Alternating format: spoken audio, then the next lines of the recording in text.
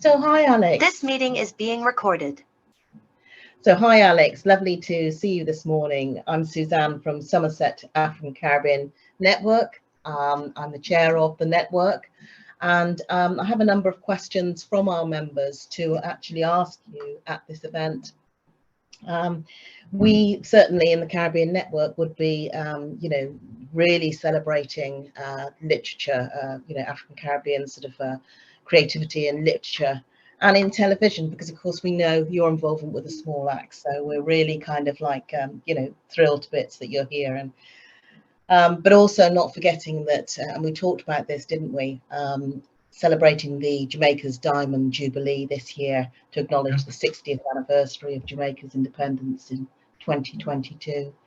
So that said, it's great to have you here. I'm looking forward to hearing your responses to these questions. So the first question I have is to do with literature. And it is, do you think there is sufficient representation and inclusion of Black authors in 2022? It's a very good question, because when I first entered the industry in 1999, there wasn't the variety or range that there is now. And so, yes, we're hearing so many more voices now, not just from the Caribbean, but also from places in Africa, which is a very good thing. I applaud that. And I guess my only regret is that I haven't seen the expansion of Afro-Caribbean literature as much as I would like to. I mean, when I first started, we had Courtney Newland, we had Vanessa Walters, we had myself, and there were a few others. I really felt that that was the beginning of a new wave of second generation Afro-Caribbean literature. But that seems to have stalled somewhat. I mean, we're having literature published from writers who are based in the Caribbean, and also, but there's a lack of new writers, second generation writers, especially male, emerging and being published in the UK, especially from Afro-Caribbean kind of backgrounds. And so that is my only one concern. But otherwise, we are flourishing. Especially the women, they're flourishing from Africa, from here. Obviously, Bernardine Everesto won the Booker Award. That was a fantastic boost. And so we're getting this range of diverse voices all over the diaspora. So that's very healthy. But just that tinge of concern that, working class, second generation, third generation Afro-Caribbean writers, they're not flourishing as much as I would like them to. How do you think that could be altered? How could that be changed? What's needed? That's a very good question. I think much of our talent, especially the Afro-Caribbean talent, is going into music and stand-up poetry and other forms of expression, rather than maybe sitting down and thinking and considering the long form of a novel. So maybe that's one of the reasons why there's no young Courtney Newlands out there or Alex Wheatles out there working on their novel in their 20s or early 30s. So that could be a reason. But we really need, it starts off from being read to at school or being read to at home. And so we have to encourage our families, our extended families, to read to their children at home, and to have a vast range of narratives from different perspectives in schools. And this is one of the reasons why I went into children's YA literature, because I wanted to expand what's on offer, to offer different perspectives. Because I remember when I was a child, I loved reading, but even though I loved a number of novels, I felt that it was limited into what I could read about, maybe relating to my own self. So, Alex, I understand that we're joined now by a school. Yeah. Okay. So maybe if we park that, and that was really absolutely fascinating, and it'd be lovely to explore that some more. But yeah, over now to welcome the school into the meeting. Okay. Well, and for Alex to start. Yeah. So welcome, Alex, and welcome students. We just had some questions from the Somerset African Caribbean Network just whilst we we're waiting for people to arrive. But yeah, so we're really excited to have Alex with us. And yeah, over to you, Alex, to sort of let people know about you and your story. Okay, well, thank you for joining me. And my story is not the normal story you might find with any authors who are established in the UK. And my story starts a long time ago with my mother, who grew up in Jamaica.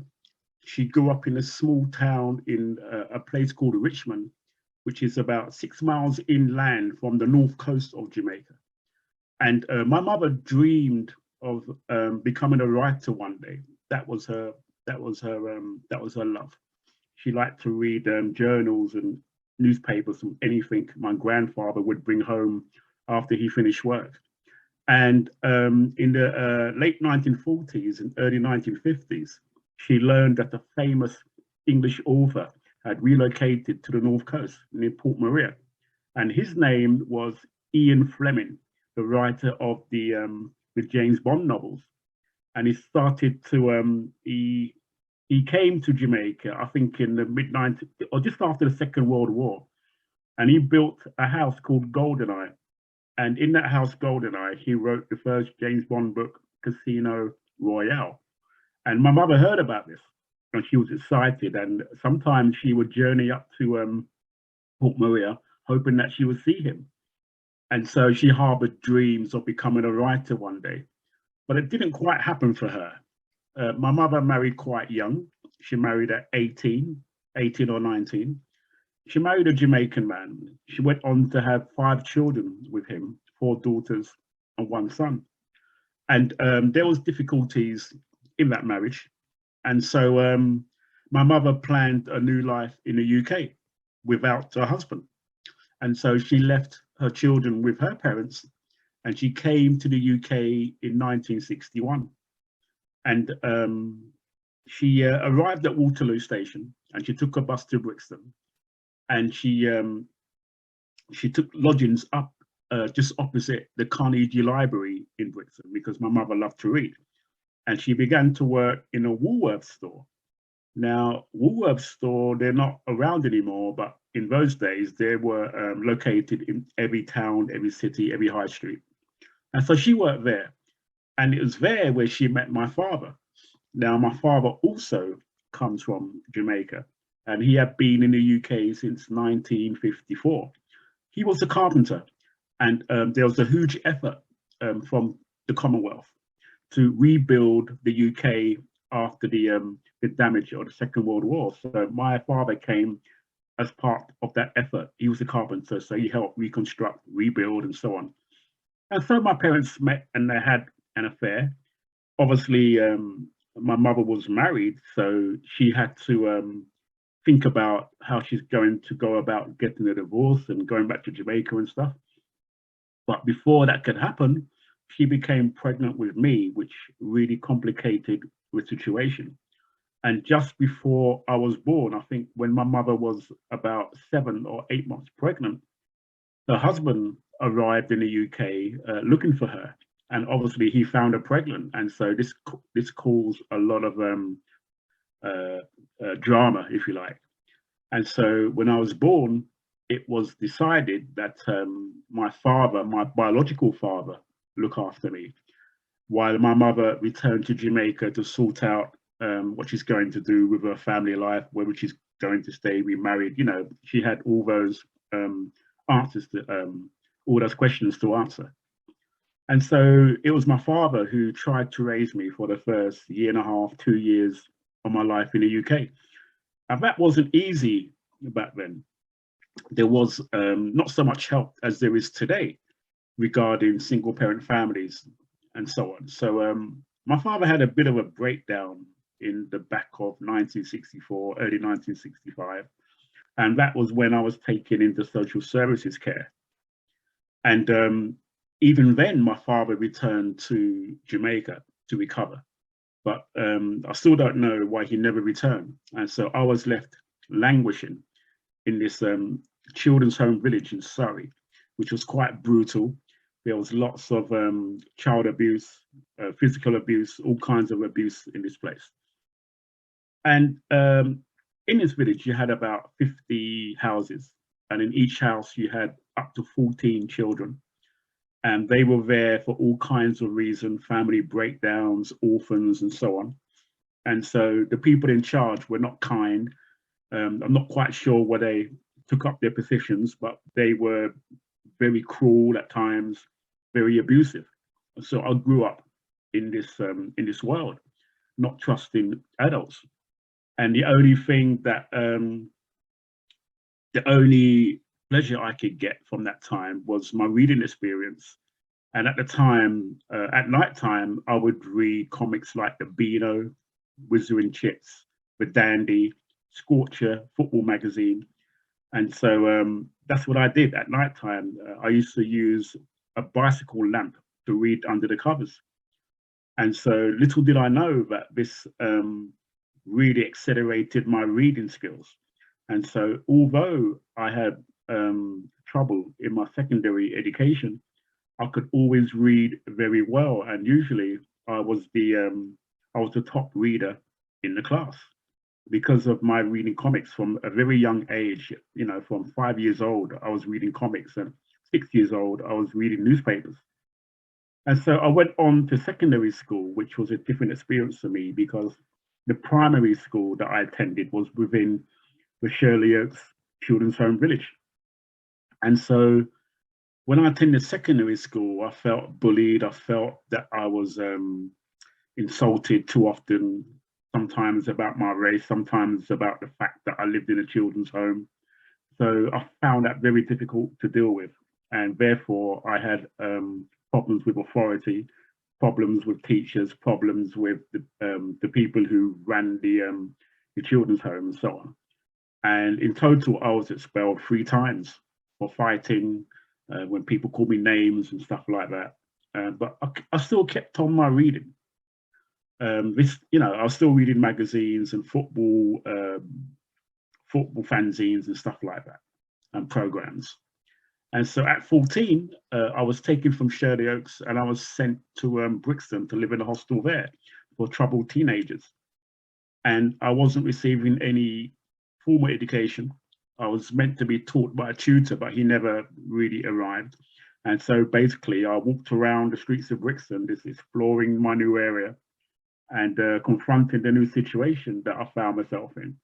And at the time, there was a lot of tension between the police and young Black teenagers like myself, young Black men, young Black women. And so there was a lot of tension there. There's a lot of rumors, stories about young Black people being beaten up in cells and being persecuted illegally and so on. And so that erupted in 1981 with the Brixton uprising. And I played a part in that. I fought the police. I threw bricks and bottles and got involved in the riot. And I thought I got away with it, but no, I was arrested some weeks later. They came to my hostel that I was living in at the time. They broke down the door and basically dragged me out of my bed in my underwear. And some days later, I stood up in court, charged with causing an affray and a disturbance of the peace and assaulting a police officer.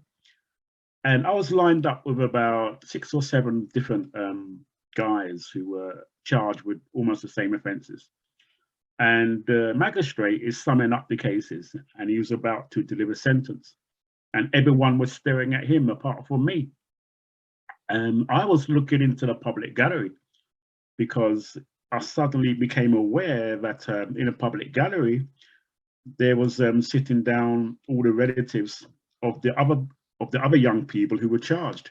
And obviously there was nobody there for me, not even an aunt, uncle, cousin, nobody.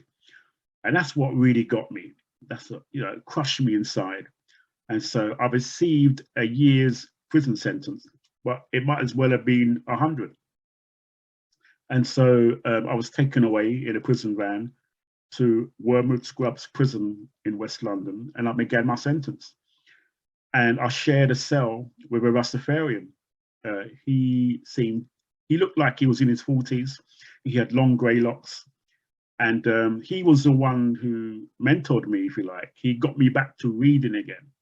But this time I wasn't reading comics, I was reading literature, because it was clear to him that I didn't know who I was. I had problems with my identity. You know, I didn't have that connection with the Caribbean.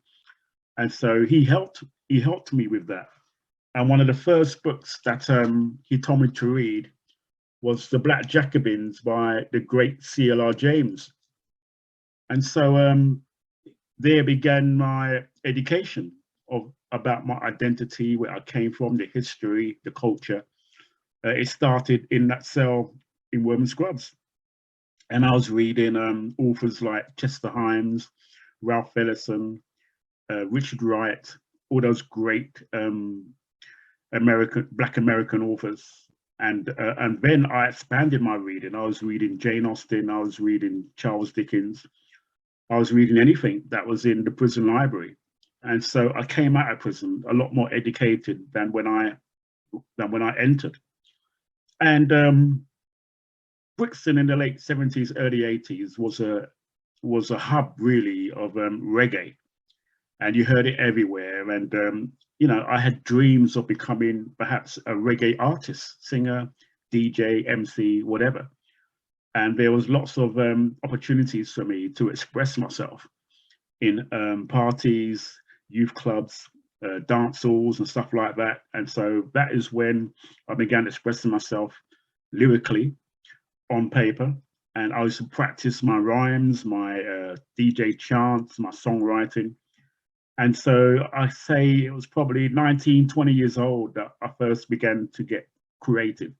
And I took it very seriously. I used to walk around Brixton with a pencil in my hand, a notepad, and I would write something almost every day. Even it was just about keeping a diary or a journal about what my day was all about. So that's what I did. And when the opportunities arose, I would go to these spaces and I would grab the microphone and I would express myself. And I remember my first lyrics and songwriting was about my experiences growing up in care, being in Brixton, sometimes penniless, sometimes hungry. All those experiences that I had, I express in my songs and my DJ chants. And so at that time, I was given the name of the Brixton Bard, which was quite an honor, you know. And so over the years, I practiced my craft, I honed it, I really worked hard at it. And until I was confident enough to write a novel. And I started to write Brixton Rock when I was about 27, 28. It was finally published in my early 30s in 1999. And at the time I was working in engineering, but because of the response and feedback I had from my first novel, I then started to consider that maybe I could make a living this way. And so I quickly followed up Brixton Rock with East of Acre Lane, which is an account of what happened during 1981, leading up to the Brixton riots.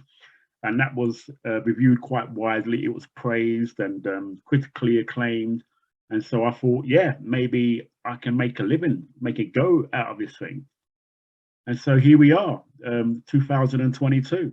I'm an established writer.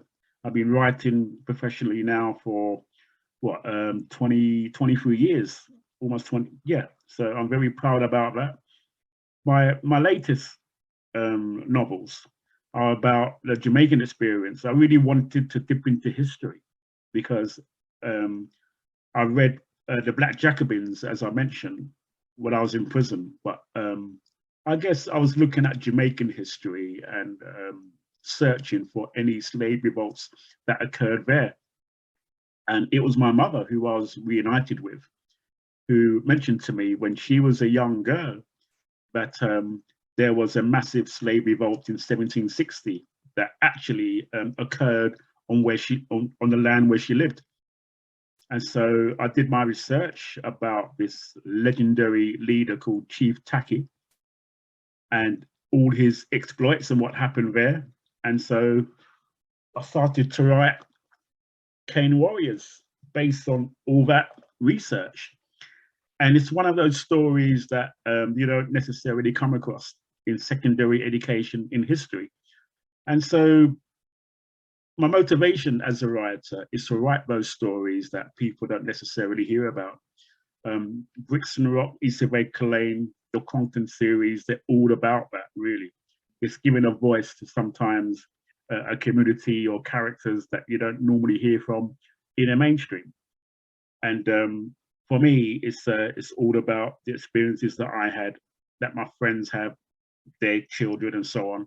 But I was a youth worker for many years, so I came across all kinds of different narratives, all kinds of different stories, all kinds of different problems and issues that young people have to get over and stuff.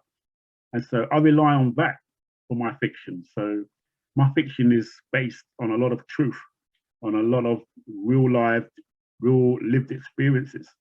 And so my latest book is Kenosha of the Caribbean. And again, and this was inspired by my father, actually. On one trip to Jamaica, he took me to Port Royal. And Port Royal used to be the main pirate hub in the Caribbean. You had people like Blackbeard there, you had people like Captain Morgan, all the great pirates of yore were basically based in Port Royal. And also there were female pirates too. And that fascinated me. So I thought, maybe I could write a story about a Black female pirate who escaped slavery. I thought that'd be cool. And so I created Kenosha, who's definitely a heroine. So again, I'm just telling those stories that I feel need to be told. And it all goes back to when I was a kid, you know, just wanting to read magazines and comics to try and normalize my childhood. All comes back to that, and the need to tell the stories of the survivors, people who have had bad experiences, people we don't necessarily hear from. That's what inspires me.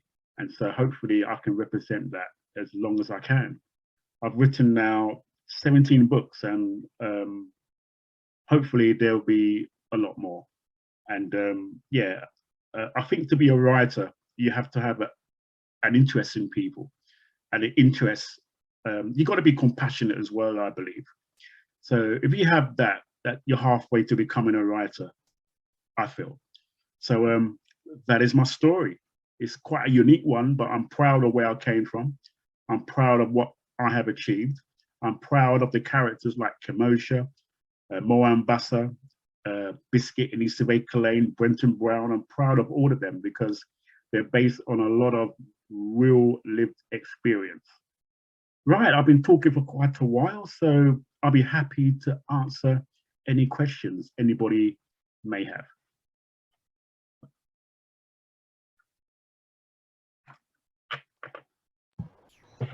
Okay, so that was fantastic, Alex. And I think really what we should do is actually ask the school that's attending if they have any questions for you.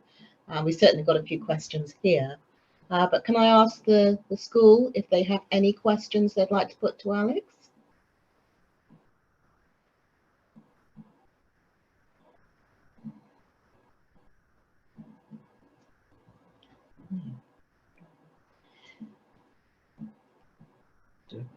So we'll just do a question whilst you sort of put that into the Q&A or for us.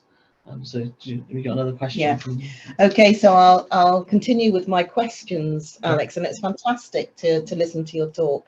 And there could be some duplication here, and I apologise in advance for that. But I don't know what you want to do. We asked an earlier question, or I asked an earlier question of you about representation and inclusion in terms of Black authors. Would you like, for the benefit of the schools attending, to just give a quick response to that? That might be useful. It's very important that we have representation because if we're serious about encouraging children to read, and then schools, libraries, and other services need to try to offer books that they can see themselves in, that they can relate to, that they can relate to the experiences of the characters in the book. So for me, it's a no-brainer.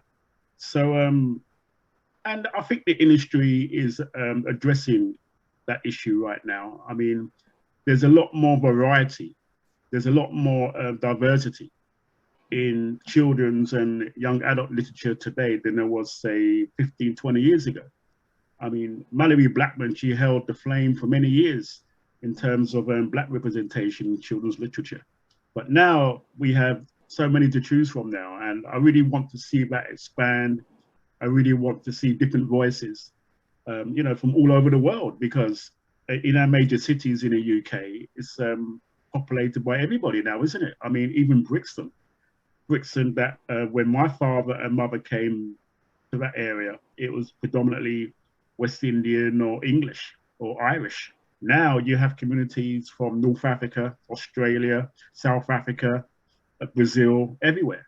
And so all those cultures should be represented.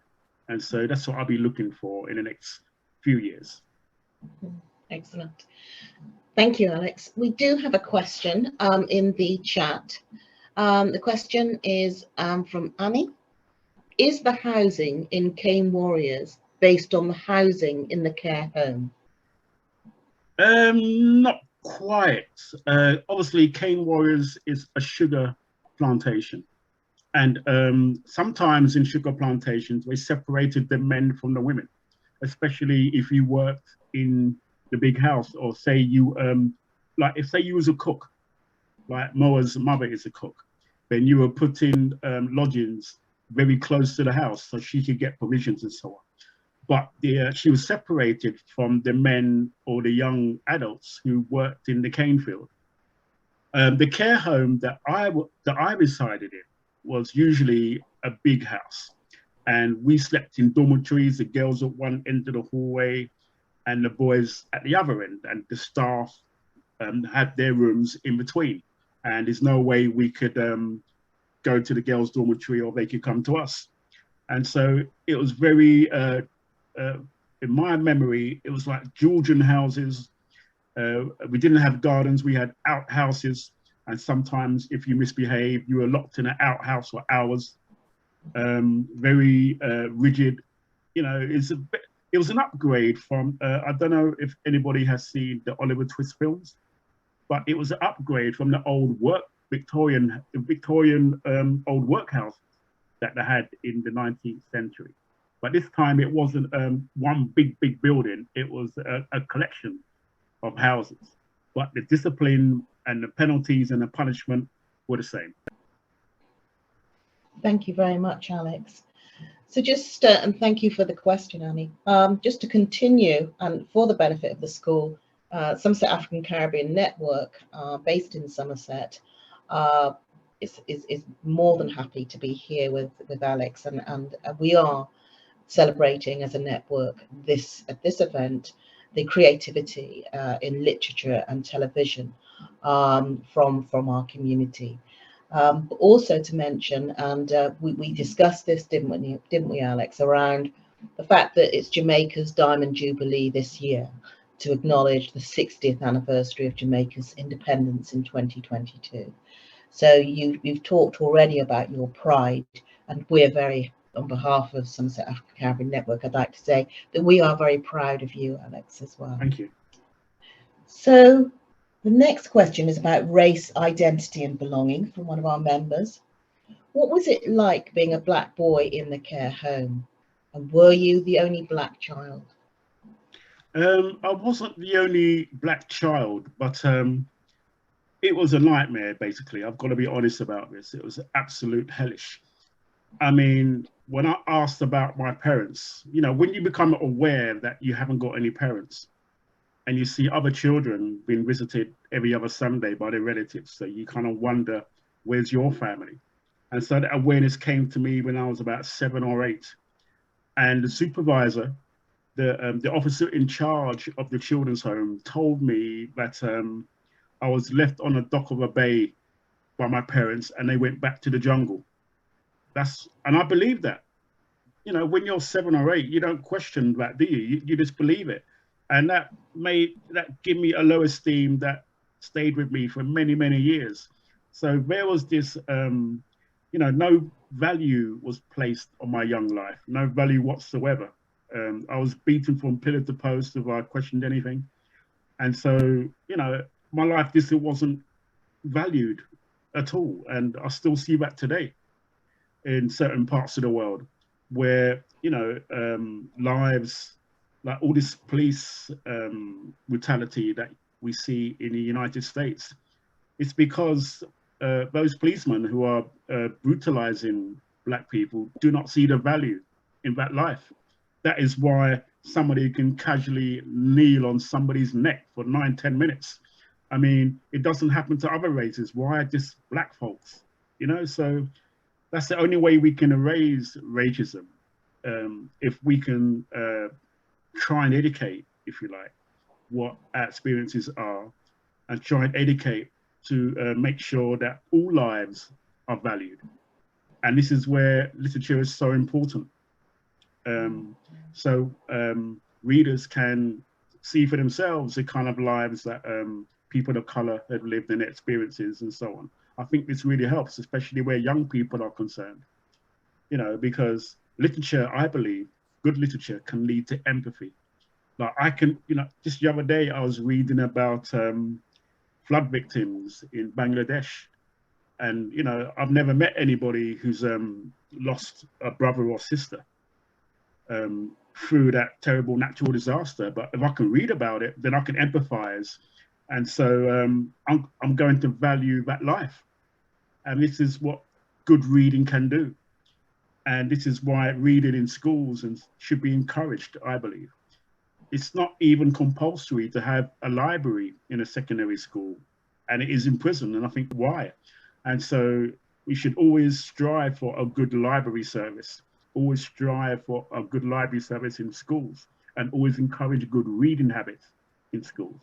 And I know that several of the schools that I visit, they've now introduced reading times now, where a student is required to have a book in their bag and they read for 10-15 minutes in a lesson or the start of the day, which is great, I feel, because for me, reading is an essential part of education, as well as maths and any other lesson. Thank you very much, Alex. We have another question in the chat. What advice would Alex give to his 13-year-old self? That's a very good question. It is. At 13, I hated the world. I hated adults. I didn't really believe that anybody could love me. I didn't really believe that anyone cared for me. And so if I was writing a letter to my 13-year-old self, I would tell him that, hey, you know, someone will care for you. Someone will love you. Try and believe that. And I think that would have helped me, you know, because my teenage years were terrible because I had this belief that no one give a damn.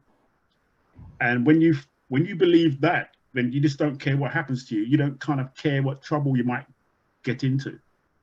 And so I wish somebody told me that, hey, someone will be out there who's going to care for you. Thank you very much, Alex. So the next question is about the care system. What age were you when you began to explore your identity and felt you belonged? And when you got to that point, how did it feel? At 14, when I went to Brixton in 1977, when I saw, I didn't see Black people growing up, not adults anyway. I saw Black kids, but not Black adults. And so that was a revelation to me, especially when I learned about Black history. That gave me a boost of confidence. I didn't know that in Africa we had kingdoms. I didn't know that we had incredible civilizations like the Benin and so on, what you have in Western Africa, all the way down to the Congo. You know, I didn't know these histories. I didn't know about Hannibal. I didn't know about any of these great leaders, these great communities that Africa had. So learning about that just gave me an incredible boost. I was always told that my history, my color was negative. You know, always told that we didn't create anything or invent anything. And then I started to read about American history and learned that Black people invented so many things. You know, that was amazing for me to actually cling on to that. So, you know, I was always told I was rubbish, that I could never achieve anything because of I was Black and because, you know, my parents were coming from the Caribbean and so on.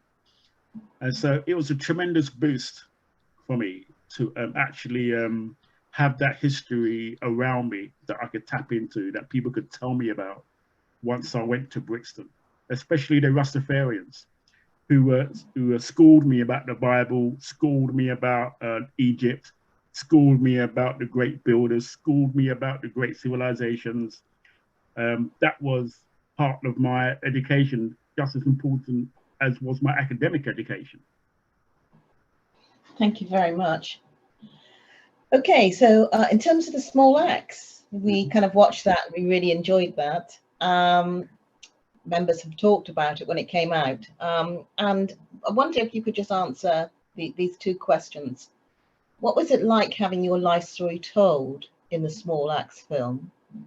And why was the BBC especially chosen by Steve McQueen for the anthology?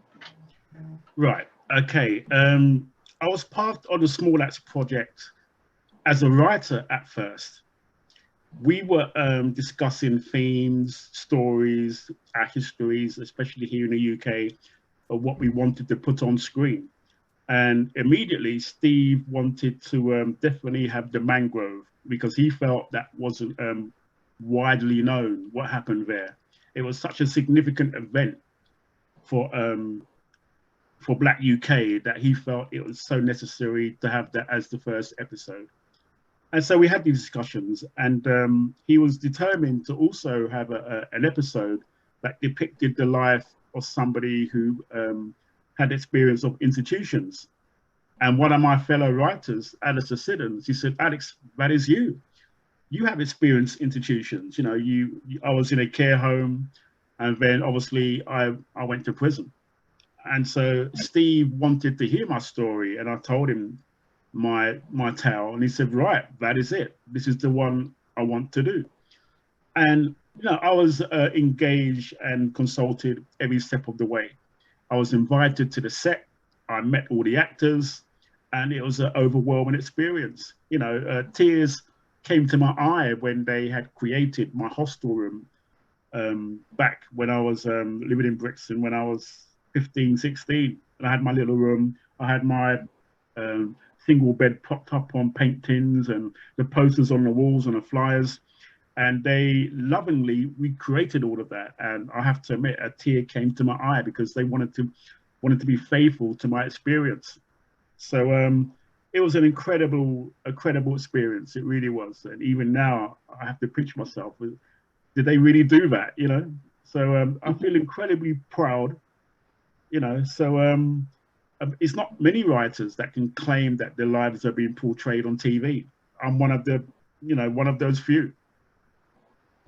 Fantastic. And I know that it's the BBC centenary this year, and we are looking to, representation and acknowledgement of the contribution of Black people to the BBC from the very beginning.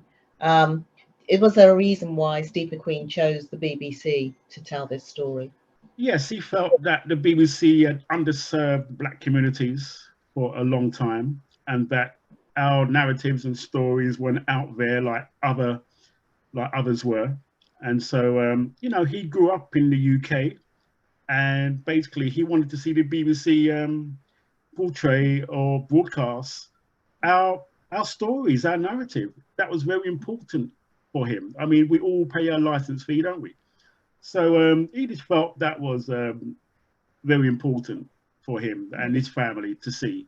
And he didn't really want to go to Hollywood. You know, he wanted this to be free for anybody to see living in the UK, wherever they might be, you know, who paid a license fee. So that was his main motivation. Great. That's a fantastic way to you know, illustrate Black British history. So that was fantastic. And I know so many people enjoyed it. The other question is about the Brixton riots, and I'm aware of time, but how would you describe the tension in the Black community during the Brixton riots? You know, the lead up to that, during, afterwards. You've kind of mentioned about the youth and stops and things like that. Maybe you might like to say something about sus laws. Yeah, it was. It had built up for many years. Obviously, I wasn't aware of the history, because I only arrived in Brixton in 1977, but soon afterwards I was made full aware of the history going back to the 50s and 60s.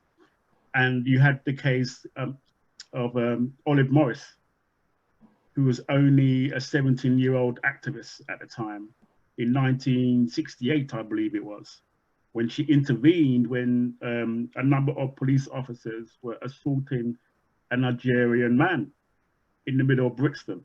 And she's only 17, and she basically walked up to them and said, "What you doing?" You know, and she tried to rescue the man. And basically she was arrested, battered beyond belief in a police cell. A couple of days later, her family went to try and get her free from the police station, and they could barely recognize her. She was 17, and Brixton people still talk about this. This is why a major building in Lambeth was named after her. This is why there's a number of people trying to keep her legacy alive. This is why they're trying to make a film about her life. Because again, these stories are sometimes forgotten and neglected, and we have to keep them alive to remind us what Black people had to go through in the 50s, 60s, 70s, and 1980s. So you had all this tension, you know, not just with Olive Morris, but other stories of other mistreatment by the police of Blacks.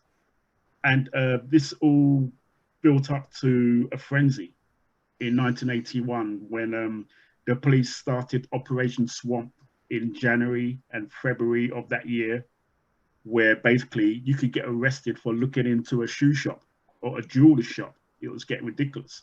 At one point, I was stopped and searched 5 times in one day. One day, 5 times, you know, and stop and search wasn't polite. You know, you were told you're forced down to the ground, flat on the ground. Your hands had to be spread out, you know. Sometimes a boot was on your back. You were handcuffed behind your back. Your pockets were empty. You know, that's how they did it in those days. It wasn't nice. It wasn't pleasant.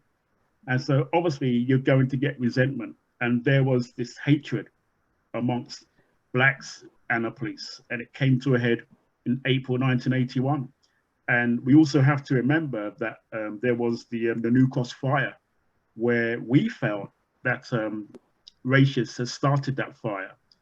But we believe that it was a racist event. You know, we believe they launched a petrol bomb into that house. And we believe that the police did not want to investigate it, tried to stonewall us. They didn't really carry out a thorough investigation. And so there was a march and so on. I was on that march, and the police were just cold. They seemed to be uncaring. That, you know, they didn't seem to care that 13 young Black lives were lost. Very young lives. I mean, the youngest victim was only 14.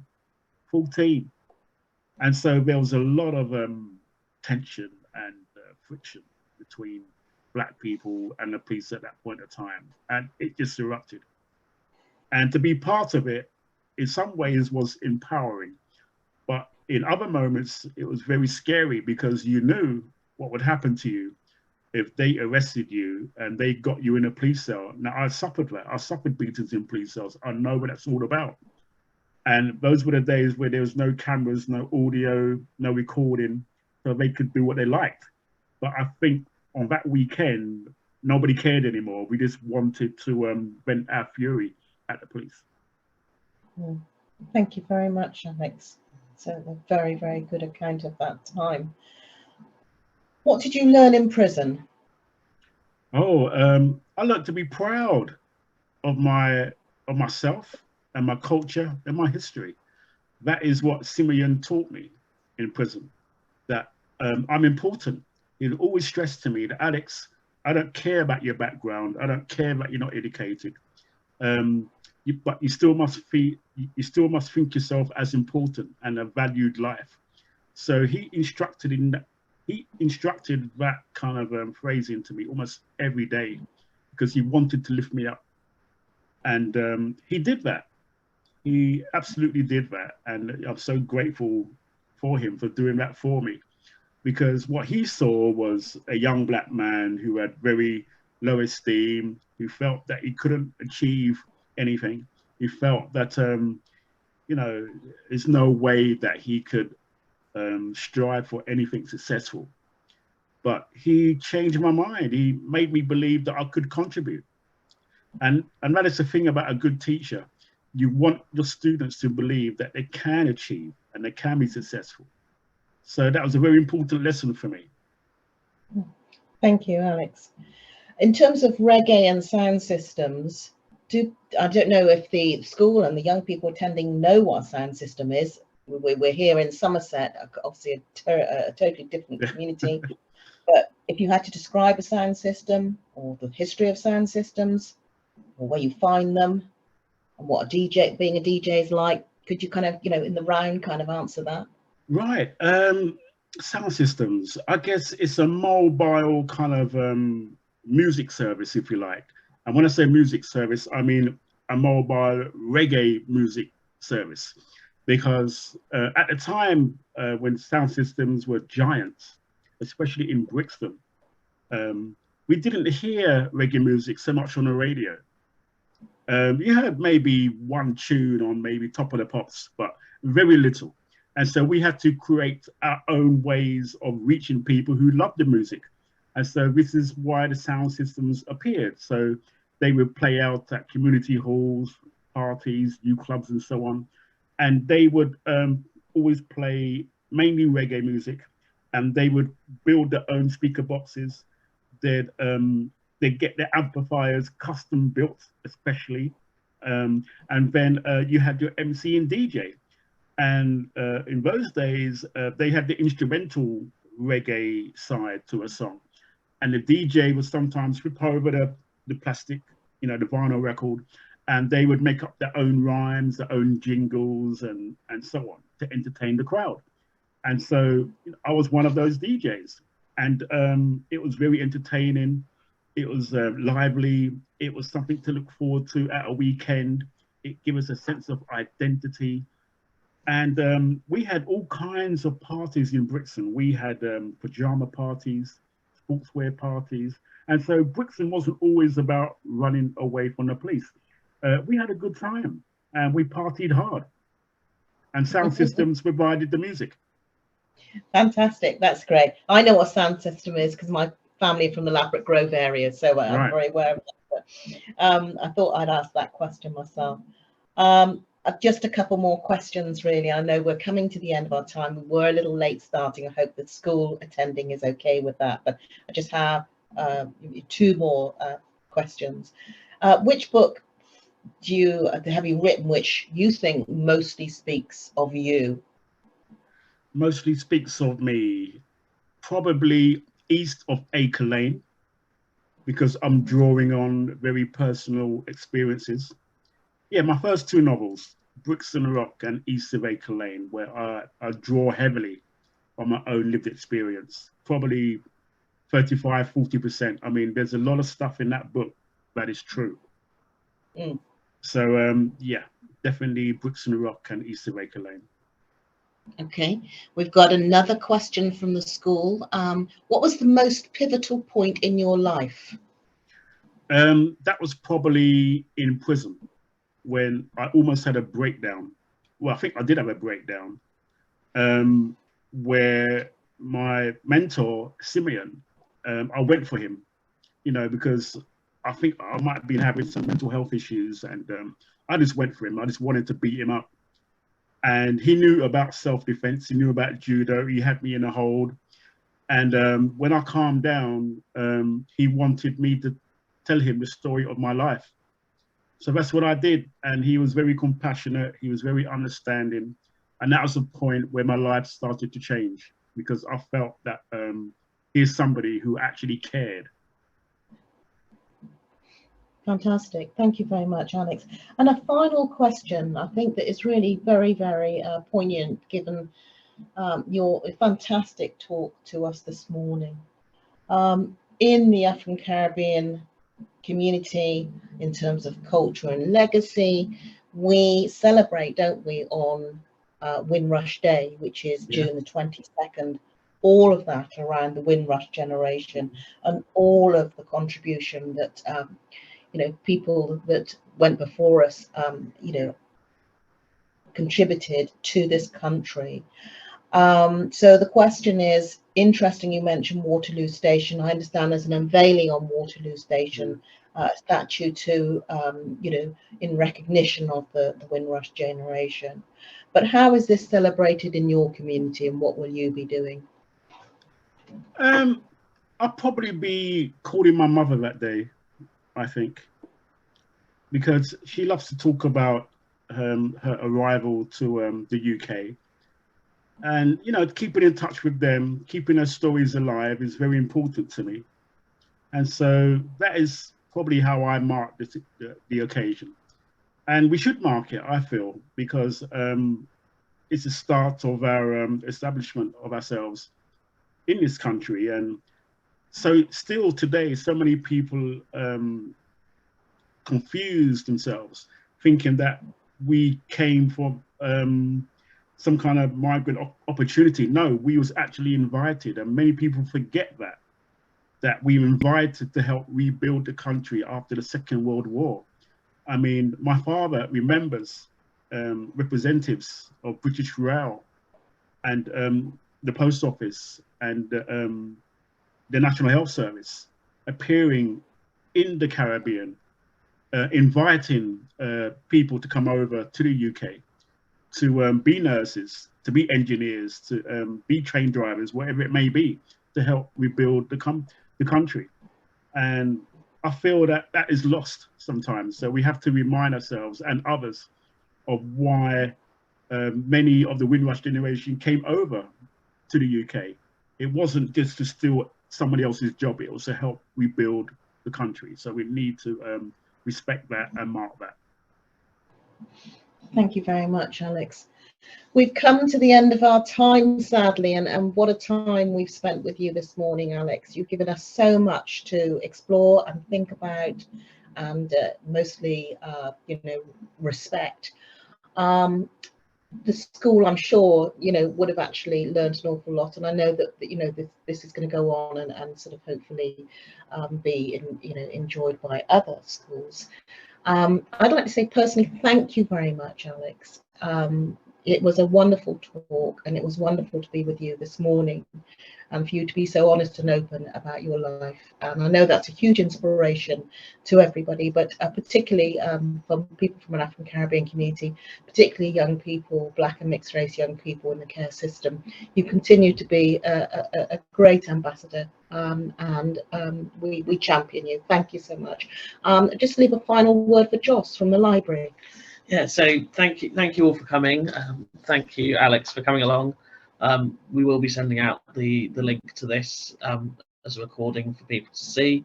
And just, yeah, thank you for coming along, and keep an eye out for other events and things within the library service. Well, thank you for having me. Thank you for having me. Thank you very much. And please keep in touch. I will. At one point, I'd love to come down to Somerset and maybe do an event with you. So please keep in touch. That would be fantastic. We'd really appreciate that. Thank you, Alex. Thank you. Thank you very much. Bye. Bye. Bye. What did he say? What? Thank you so much for everything. We have learned so much from everyone here. That's rather nice, isn't it? Because that's an important part. Whew. How do you think that went?